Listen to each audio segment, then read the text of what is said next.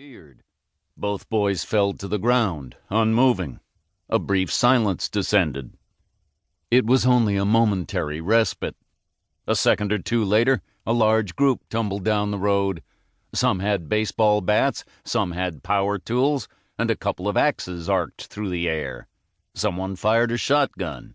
3 girls attacked each other with shards of broken glass. Their hands were shredded to ribbons as they flailed and gouged and spat insults at each other. It was quite the spectacle, and all he could do was laugh and clap as the kids tore into each other.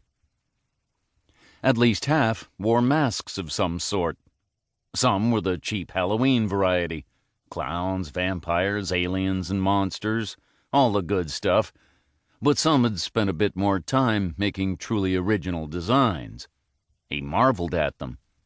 1 or 2 looked like they had real flesh on them. Real flesh and human hair. He clapped and shook his head. It was wonderful. A red-haired girl bounced off his window. Her back was turned to him, and she clutched her face as tendrils of gray smoke drifted from between her fingers. Her scream was piercing. It actually made him wince. That was good. She turned her head, trying to see her reflection in the glass. Half of her face had been burned away. Her eye socket and cheekbones were visible as acid ate into her skin. It would probably chew all the way through to her brain and out the other side. He grimaced again. That must have been especially painful. Before he could wave cheerfully to her, she was running into the crowd, flailing at anyone and everyone with her fingers. Pools of blood gathered in the potholed tarmac. The kids splashed in it as if it were fresh spring water.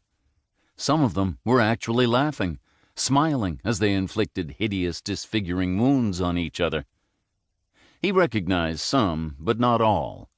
A few had been in the store over the last few weeks, hungry for more of his stock. A disembodied hand slapped against the window, fingers still curled in a fist. It left a ball-shaped smudge of clotted blood on the glass and dropped onto the sidewalk. It was impossible to see who it had come from. There were so many kids fighting. How many were there? 50, 60 maybe? A few stragglers at the back were going at it half-heartedly, punching, kicking, and biting each other. One of the kids had an ear in his mouth, blood dripping from between his teeth. He spat it out and looked across the street at the store. His eyes narrowed, as if he were trying to solve a particularly tricky math question. He looked confused, dazed almost. That was until one of his pals cracked a pool cue around the back of his neck, shattering the wood and knocking the kid to the floor. He was still staring at the store when a Yamaha off-road motorcycle rode over his head. The rider was helmetless, whooping and laughing as he cut through the crowd.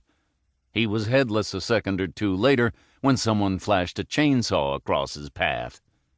The bike carried on for another 10 feet, careering into the grocery window, smashing it in the process.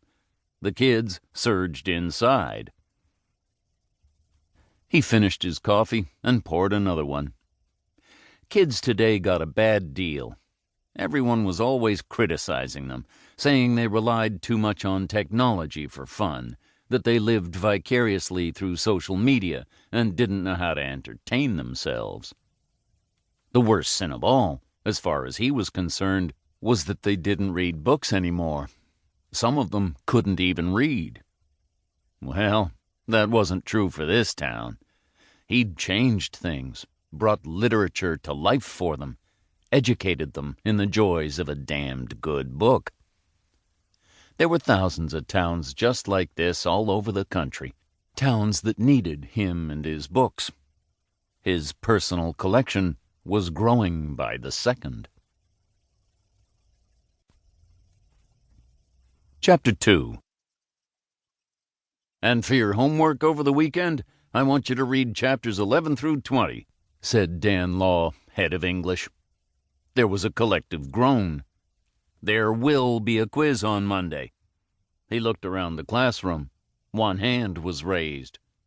Yes, Mr. Simmons? To keep listening to this audiobook for free, click the link in the description. It will take you to a free Audible trial where you can listen to this and many other books for free for 30 days.